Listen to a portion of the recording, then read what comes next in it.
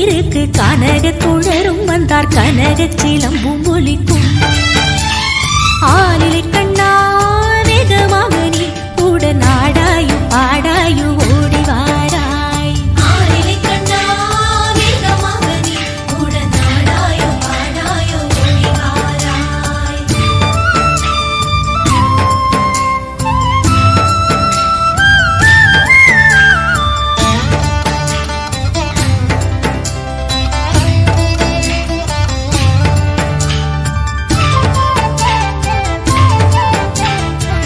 மிருதங்கம் தாளம் முழங்க தரிக்கிட தரிக்கிட திமிக்கிட மேளம் தானும் முழங்கும் நாதம் வழங்கிடுமே தத்த மிருதங்கம் தாளம் முழங்க தரிக்கிட தரிக்கிட திமிக்கிட மேளம் தானும் முழங்கும் நாதம் வழங்கிடுமே கண்ணா சூட்டிலையும் பெருகிடுமே ஆளிலை கண்ணா வேகமாக நீ உடன் நாடாயு பாடாயு ஓடி வாராய் ஆளிலை கண்ணா வேகமாக நீ உடன் நாடாயு பாடாயு ஓடி வாராய்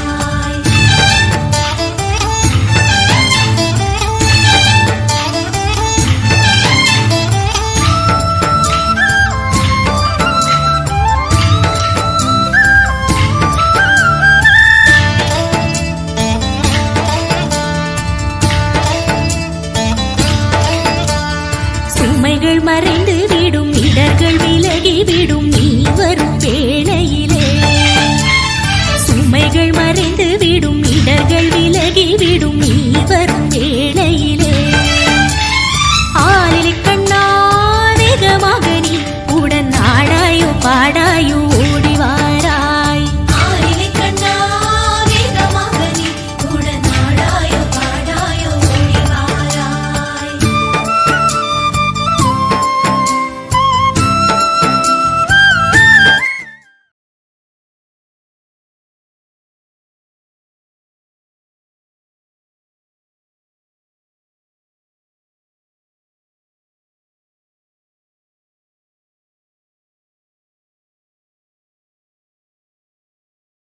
பாட்டியாக இருக்கின்ற முன்னாள் ஆசிரியை திருமதி ஷீலா அவர்களை மேடைக்கு அழைக்கின்றோம்.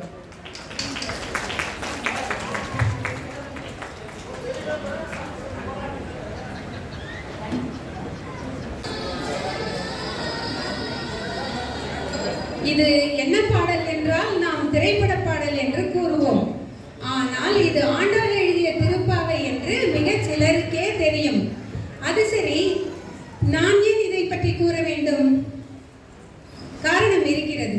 நேற்று இரவு ஆண்டாள் என் கனவில் தோன்றி இங்கு நம்மை வந்து சந்தித்து உரையாடப் போவதாக கூறியிருக்கிறாள். அதனால் தான் நானும் உங்களோடு காத்திருக்கிறேன்.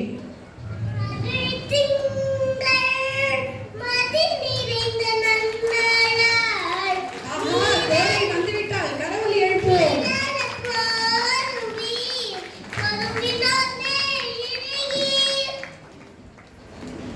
ஆண்டாள், எல்லோர் சார்பிலும் உன்னை வரவேற்பதில் மகிழ்ச்சி அடைகிறேன்.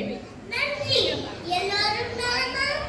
அது சரி, நான் எழுதிய திருப்பாவை மிக சிலருக்கு தெரியும் என்று கூறினாயே, ஏனப்படி?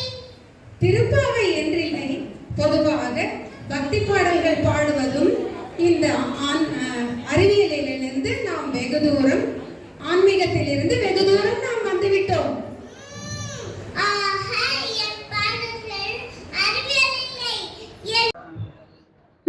தெரியும்.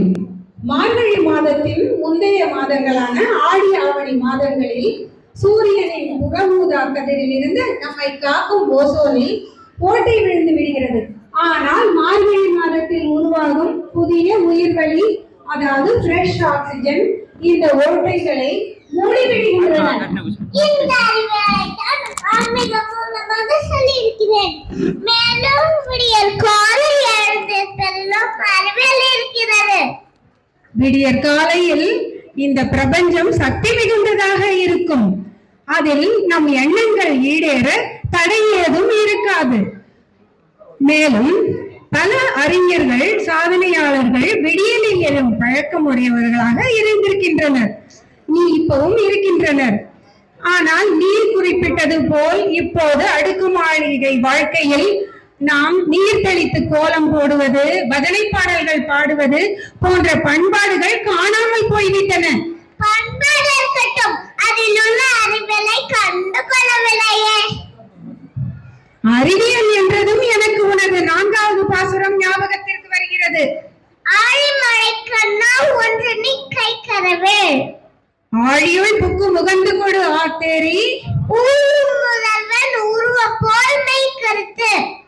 ஆண்டாள், இந்த வரியில் எனக்கு பெருத்த சந்தேகம் உண்டு. என்ன சந்தேகம்? பொதுவாக இறைவனை சூரிய பிரகாசனாகவும், ஆனால் நீயோ கடவுளை கருமை நிறமாக காண்கிறாயே. இதிலும் அறிவியல் இருக்கிறதா? புரிந்து கொள்ளுங்கள். அந்த வெளியில் உள்ள கருங்கொழி ஒளியை விட மிகவும் சக்தி வாய்ந்தது, தெரியுமா? கருங்குழி என்றதும் எனக்கு நோபல் பரிசு பெற்ற விஞ்ஞானி சந்திரசேகர் பால்வெளியின் அச்சே கருங்குழிதான் என்று கூறியிருக்கிறார். மேலும் நீர் சுழற்சி பற்றி பள்ளி பருவத்தில் படித்திருக்கிறோம்.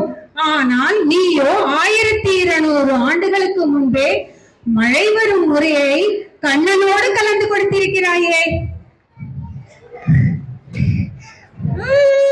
சர்வ வல்லமை படைத்த இறைவனை கருமையாக காண்கிறாயே. கருமையாக காண்பதுதான் சரி ஆண்டாள். 2 தண்டவாளங்கள் ரயில் வண்டி ஓட தேவையோ அது போலவே நாம் சாதனை படைப்பதற்கும் இந்த அறிவியலும் தேவை, ஆன்மீகமும் தேவை. நன்று, நான் விடை பெறட்டுமா?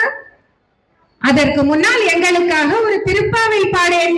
ஓங்கி உலகளந்த உத்தமன் பேர் படி நாகனம் பாவைக்கு சாட்சி நீராடினால், ஓங்கி உலகளந்த உத்த நீராடினால் தீங்கின்றி நாடலாம் திங்கள் முமாரி பெய்து, தீங்கின்றி நாடலாம் திங்கள் முமாரி பெய்து, ஓங்கு பெரும் ஊசல் முதல் பொறிவண்டு கண்படுப்ப தேங்காதை பொக்கி இருந்து சீர்த்த முளை பற்று வாங்க குடம் நிறைக்கும் வல்ல பெரும் பசுக்கள், வாங்க குடம் நிறைக்கும் வல்ல பெரும் பசுக்கள் நீங்காத செல்வம் நிறைந்தலொரும்பாவாய், நீங்காத செல்வம் நிறைந்தலொரும்பாவாய்.